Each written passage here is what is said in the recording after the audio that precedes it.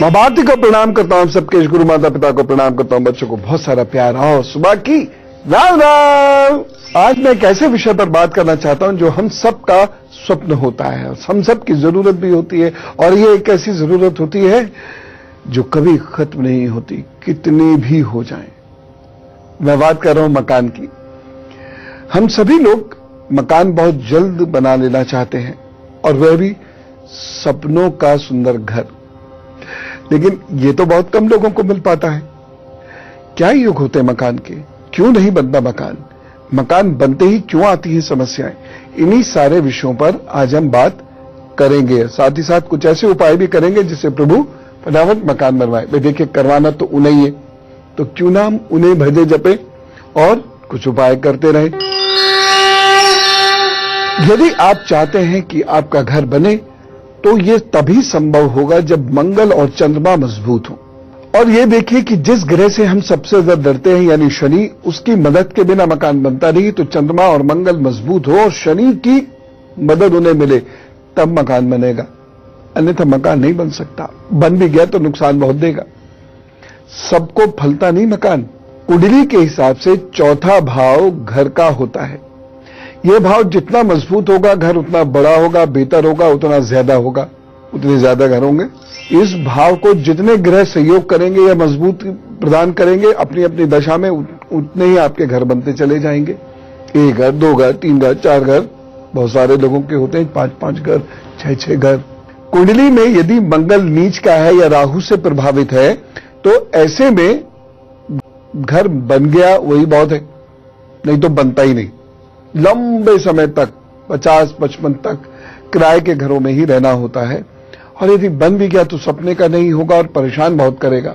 जिन लोगों का चंद्रमा खराब होता है या कमजोर होता है, उनका घर ऐसी जल्दबाजी में बनता है या ऐसे परिस्थितियों में बनता है कि उसका वास्तु खराब हो जाता है, और मनपसंद स्थान पर तो घर बनने ही नहीं देगा। ये घर की नींव ऐसे लोगों की बड़ी कमजोर हो जाती है। कभी कभी ऐसा होता है पानी कहीं मरना शुरू हो जाता है, नींव का वह हिस्सा बहुत परेशान करता है, या सीलन बहुत आती चली जाती है। जो भी है, कहने का मतलब यह है कि घर में रहने वाले लोगों को कभी सुख शांति से ये नहीं रहने देगा। यदि शनि अच्छा है और घर बन भी गया पर राहु यदि सपोर्ट नहीं करेगा तो आप उसमें रह नहीं पाएंगे।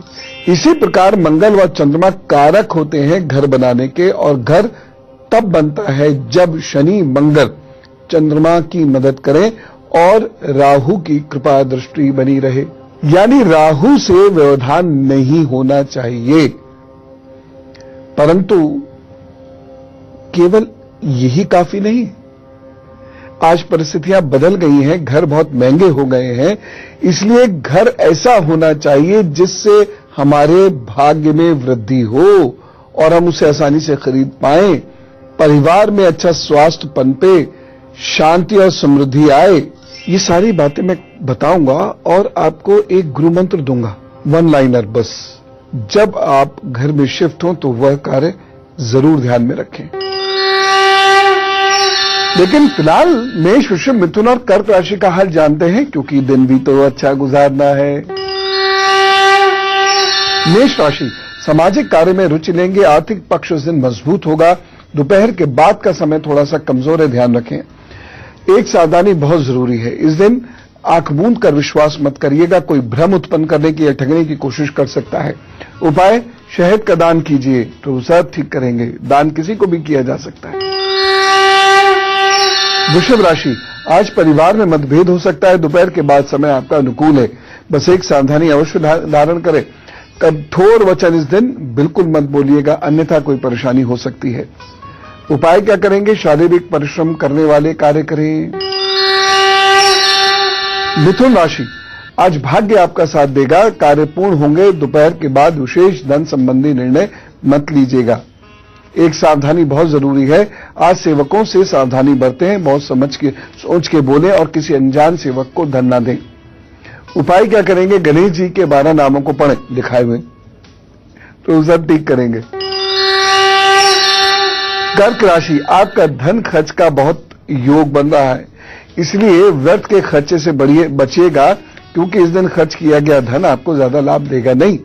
यात्रा भी व्यर्थ में हो सकती है और एक बात का ध्यान रखें, शाम आते आते थोड़ा सा समय भीतर होगा, तब आप कोई बड़ा कार्य कीजिएगा, उससे पहले मत कीजिएगा। यानी धुंधलके तक, डस्क तक आप कोई बड़ा कार्य मत कीजिएगा, बड़े निर्णय मत लीजिएगा। एक सावधानी बहुत जरूरी है, महत्वपूर्ण निर्णय लेने से बचना होगा। उपाय, पानी वाला नारियल मंदिर में भेंट करते हुए अपने काम पर निकलिए, प्रभु सब ठीक करेंगे। चलिए अब मैं आपको यह बताता हूं कि आप खुद कैसे जानेंगे कि आपका घर बन सकता है या नहीं बन सकता। हाथ पर कुछ चीजें मैं आपको बताने जा रहा हूं, उसे बहुत ध्यान से समझ लीजिएगा। अगर वो एक चुन्नी सी भी रेखा है तो घर तो बन ही जाएगा। अब कितना बड़ा और कैसे बने उसके बारे में मैं बाद में बात करूंगा। देखिए, हाथ पर कुछ बहुत विशेष चीजें हैं, उनको समझिए। वो निशान होने जरूरी हैं आपके मन माफिक अच्छा फल देने वाला मकान होने के लिए। मैं ये तो नहीं कहता कि आप बहुत बड़ा सा पैलेस मांगेंगे तो वो मिल गया। मन माफिक का मतलब यह है कि लोकेशन लगभग ठीक है, जरूरत 4 कमरे की है तो 4 हैं, उतना भर से मेरा मतलब है। ऐसे तो सीमाएं अपरिमित है, लोग तो स्वर्ग की ही कामना करने लग जाते हैं। तीनों लोग भी तो मांगे थे ना। ये जो छोटी छोटी रेखाएं हैं इस तरह से, ये काटनी नहीं चाहिए, यूं नहीं, ये साथ में ऐसे आ रही हैं। अगर ये रेखाएं हैं आपके हाथ में तो ये तय है आप अपने आप मकान बनवाएंगे और वह मकान आपको सुख भी देगा। सुख बहुत महत्वपूर्ण है, ये ध्यान रखिएगा। अगर ये आपकी भाग्य रेखा यहां इस तरीके से बन जाती है, मकान बन भी जाएगा तो वो मकान आपका होके नहीं रहेगा। वो मकान बहुत सुंदर नहीं रह पाएगा। आपकी बहुत इच्छा होगी इसे बहुत खूबसूरत बना के रखें, वो नहीं रह पाएगा और आपकी वास्तविक जरूरत से हमेशा कम रहेगी जगह। यानी आपको 3 कमरे चाहिए तो 2 होंगे, आपकी जरूरत की पूरी नहीं कर पाएगा। और यदि ये है और इसके साथ साथ ये रेखा यूं निकल रही है तो एक बार छोटी सी जगह पे रहेंगे, फिर उसे बेचकर बड़ी करेंगे और फिर 45-46 के आसपास और बड़ी करेंगे और फिर 55 के आसपास और बड़ी करेंगे। तब जाकर धीरे धीरे, मतलब 55 प्लस में जाकर आपको आपकी जरूरत के हिसाब से चीजें मिलेंगी। परंतु फिर भी वो बात नहीं होगी जो होनी चाहिए। यद्यपि इस मकान में आने के बाद लाभ मिलेगा। यहां पर अगर ये इस तरीके से रेखा कटी हुई है, इस तरीके से, तो आप जब मकान में जाएंगे तो उसके कुछ समय के बाद कुछ कष्ट मिलेगा आपको या आपके अपने लोगों को। कुछ संघर्ष भी आपके जीवन में अवश्य आएगा। ऐसे में क्या करना होगा आपको? ओम अंगारकाय नमः का नियमित रूप से जप करना शुरू कीजिएगा और साथ ही साथ आप अपने इष्ट का सुबह शाम ध्यान करना शुरू कीजिएगा। घर में जगह जगह जो सेंधा नमक होता है, पहाड़ी नमक होता है, उसके डले रखने शुरू कर दीजिएगा। अपने आप चीजें ठीक हो जाएंगी। तो ये सारी चीजें थी, देखिए आपके हाथ में होनी चाहिए, नहीं तो उपाय करेंगे ही। फिलहाल सिंह, कन्या, तुला, वृश्चिक का हाल। सिंह राशि, आज यात्रा के योग से लाभ बनता दिखाई दे रहा है। दोपहर बाद थोड़ा सोच समझकर कार्य कीजिएगा। एक सावधानी जरूर बरतें, सेवकों पर कठोर अनुशासन मत कीजिएगा। उपाय क्या करना है? गायत्री मंत्र का जप कीजिए, काम पर चलिए, सब ठीक होगा। कन्या राशि, आज कार्यस्थल पर सम्मान की वृद्धि होगी और सफलता के योग बने हुए हैं। बस एक सावधानी, भाई और मजदूरों से अच्छा व्यवहार कीजिएगा, कटाक्ष मत कीजिएगा, नहीं तो आपका अपयश हो सकता है। उपाय क्या करना है? नाक साफ करके ही घर से निकलिएगा और माता पिता का बहुत सम्मान और आशीर्वाद अवश्य प्राप्त करें। अभी तुला राशि, चिंताग्रस्त रह सकते हैं, कार्यों में अरुचि हो सकती है, शाम आते आते अनुकूलता बढ़ जाएगी, सब ठीक होगा। बस एक सावधानी रखिएगा, सरकारी नियमों को ना तोड़ें तो अच्छा है। उपाय क्या करेंगे? आप एक मंत्र का जप कीजिएगा, नमामि शमीशाम निर्वाण रूपम विभुम व्यापकम ब्रह्म वेद स्वरूपम। बस इसे गुनगुनाते हुए अपना दिन प्रारंभ कीजिए, प्रभु सब ठीक करेंगे। वृश्चिक राशि, आज मन में थोड़ी बेचैनी रहेगी, रोग होने की संभावना है, कार्यों में विघ्न हो सकता है। एक सावधानी जरूर बरतें, यात्रा करते हुए थोड़ा अलर्ट रहें। उपाय, हनुमान चालीसा का पाठ करें, प्रभु सब ठीक करें। अब परेशानियां तो हैं, अगर हाथ पर चिन्ह नहीं है तो फिर भी चीजें होंगी। कैसे? ये उपाय करें। ये उपाय कभी खाली नहीं जाते। जिन लोगों का घर बनते हुए रुक जाता है, घर के मामले तय नहीं हो पाते हैं, इन्हें कभी कभी तीर्थ यात्राएं जरूर करनी चाहिए और बड़े मन से, भाव से करनी चाहिए। ऐसा नहीं है कि आप हरिद्वार की बस से उतरे और दूसरी बस में बैठ के वापस दिल्ली आ गए। बहुत मन से वहां पर रहें, पूजा पाठ करें। दूसरी चीज यह है, माँ, मौसी, मामा को जो लोग तीर्थ यात्रा कराते हैं, उनके घर मकान की स्थिति अच्छी होती है। धार्मिक कार्य में जो सहयोग करते हैं, सूनर और लेटर उनका घर जरूर बनता है। ग्रह योग न होने पर भी प्रभु अद्भुत रूप से कुछ मदद करते हैं और उनका घर बनता है। सोमवार को सफेद कपड़े में चावल और मिश्री बांधकर बहते हुए पानी में बहाइए, लाभ होगा। शक्कर या मिश्री का प्रसाद मंगलवार को चढ़ाइए। सोना, चांदी और तांबा, इन तीनों धातुओं को मिलाकर एक अंगूठी बनवा लीजिए और फिर उसको मंगलवार की सुबह सुबह दाहिने हाथ की अनामिका में पहन लीजिए। ईश्वर की कृपा से चंद्रमंगल मजबूत होंगे और घर बनने के रास्ते खुलेंगे। एक और बहुत अच्छा उपाय है, लाल पत्थर या लाल ईंट मंदिर या स्कूल को दान दे दीजिए, बहुत जल्द आपको लाभ होगा। घर में जहां आप अभी रह रहे हैं, वहां बहन भाइयों को कभी कभी मंगलवार को भोजन करा दिया कीजिए और भोजन में दाल और बेसन जरूर रखिएगा। बेसन की मिठाई तो जरूर ही रख दीजिएगा, बहुत अच्छा होगा। जब घर ढूंढने निकले तब से लेकर घर मिलने तक, चाहे 1 साल लगे या 2 साल लगे, हर शनिवार सिक्के को पानी में प्रभावित कर दें। कुत्तों की सेवा अवश्य क्या करें, यह बहुत लाभ देने वाला उपाय है। कम से कम 3 कुत्तों को रोजाना आप सुबह सुबह रोटी अवश्य दिया कीजिए। घर बनाने की दिशा में बड़ी तेजी से तरक्की होगी। अब जानते हैं धनु, मकर, कुंभ और मीन के दिन भर का हाल। धनु राशि, सुख की वृद्धि होती दिख रही है, रुका हुआ धन भी वापस आ सकता है। शाम के बाद थोड़ा समझदारी से काम कीजिएगा, कोई महत्वपूर्ण निर्णय मत लीजिएगा, किसी विशेष व्यक्ति से बात ना करें तो अच्छा है। सावधानी क्या रखनी है, निंदा या बुराई चुगली इस दिन किसी की भी नहीं करें, आपके स्वास्थ्य पर इसका बुरा असर पड़ेगा। उपाय क्या करना है, आप यदि आपके गुरु हैं तो गुरु जी, नहीं तो गणपति जी की बातें करें, प्रभु जरूर मदद करेंगे। मकर राशि, आज आप चिंता मुक्त होकर कार्य करेंगे, शत्रु शांत रहेंगे, दिन अच्छा है। सावधानी क्या बरतेंगे, कोई मेरे से आहत ना हो, इस बात का ध्यान रखिएगा, खास तौर से वाणी को लेकर। उपाय क्या करना है, दिन अच्छा गुजरे इसके लिए अनुलोम विलोम कीजिएगा, चिड़िया को भोजन पानी जरूर दें। और इस दिन यदि आप कोई विशेष बड़ा कार्य करना चाहते हैं या निर्णय लेना चाहते हैं तो आपको चिड़ियों को भोजन पानी जरूर देना है। कुंभ राशि, मन में एकाग्रता की कमी हो सकती है और तामसिक विचारों की अधिकता रहेगी। एक सावधानी बरतें, चिंतन विचार की पवित्रता बनाकर रखिएगा, अन्यथा परेशानी हो सकती है। उपाय क्या करना है, परमात्मा से बार बार क्षमा मांगे, थोड़ी देर उनका ध्यान करें, उसके बाद नाक साफ करके काम पर निकल जाएं, प्रभु सब ठीक करें। मीन राशि, अपने भी पराये जैसा व्यवहार कर सकते हैं, दिन बहुत अच्छा नहीं कहा जा सकता। एक सावधानी जरूर बरतें, किसी के साथ इस दिन वाद विवाद मत कीजिएगा, अन्यथा परेशानी में उलझ सकते हैं। उपाय क्या करना है, ओम का जप करें, थोड़ी देर ध्यान में बैठे, मन को इस दिन बहुत शांत रखने की आवश्यकता है, फिर अपने काम पर जुटे, सब ठीक होगा।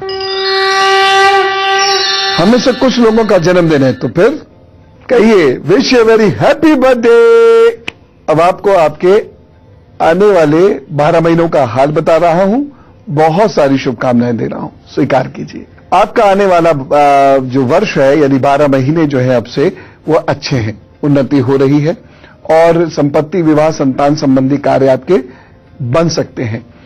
यदि आप पदोन्नति का प्रयत्न करेंगे तो निश्चित होगी, और नई नौकरी चाहेंगे या नया स्थान चाहेंगे वह भी हो जाएगा। विदेश संबंधी कार्य जो लोग करना चाहते हैं वे अब थोड़े कामों को तेज कर दें। बस इतना ध्यान रखें, बीमारी से आपको लगातार बचना होगा। उपाय क्या करना है? चांदी की चेन आज जरूर पहन लीजिए।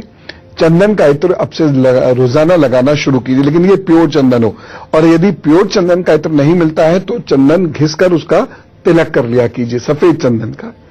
अपने कार्य करने की जगह को कभी कभी नमक से साफ किया कीजिए, मतलब पानी में घोलकर फिर साफ किया कीजिए। ऐसा आप ऑफिस में भी कर सकते हैं, देख लीजिए कैसे कर पाएंगे। शिव जी की आराधना अवश्य कीजिए। चलिए अब सुख दुख बांटते हैं। यदि कोई खास समस्या आपको हो तो जरूर याद करिएगा इस ईमेल आईडी को goodluckguru@itvnetwork.com। अपनी समस्या एक लाइन में लिखकर भेज दीजिएगा, नाम और वो फोन नंबर के साथ जो आप उठा लें। बाकी मेरे प्रभु से प्रार्थना है फटाफट आपकी समस्याएं सॉल्व करें। ओम। सारिका जी से बात करते हैं, जलगांव से हमारे साथ है। राम राम सारिका जी। प्रणाम गुरुजी। जी प्रणाम। हाँ गुरुजी, मुझे मेरी बहन के बारे में पूछना था। हाँ। उसको 12 साल की जब से थी ना, तब से उसको आर्थराइटिस हो गया है। तो अभी 26 साल की है वो। हाँ। तो उसका वो मतलब कोई भी हम दवाई वगैरह करते हैं उसके लिए, तो उसको मतलब उसका फर्क नहीं पड़ता है। हाँ।